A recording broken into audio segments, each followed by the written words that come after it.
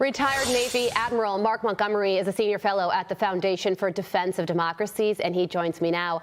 Admiral, good morning to you. So this trip that President Trump is going to take is no doubt going to be compared to President Biden meeting with Mohammed bin Salman and giving that fist bump, which proved to be disastrous for President Biden. But looking ahead, what do you think about this trip that the president is going to take in May, given everything that's going on in the region? Well, thank you for having me, Carly. And I think this trip is indicative of the importance that President Trump puts on these three countries and their role, along with Israel, in countering Iranian bad behavior in the Middle East.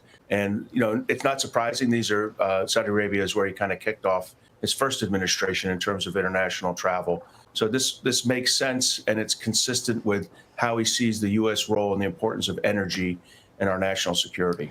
Well, rhetoric has ramped up between the United States and Iran. President Trump said that if Iran doesn't make a nuclear deal, there will be bombings. And Iran's supreme leader responded by vowing a strong counterattack. So just words right now. But what are the chances that we are heading towards military conflict? You know, I think it's high both over the issue of Iran's failure to give up its nuclear aspirations, but also over Iran's support for proxy groups in the Middle East, like the Houthis in Yemen.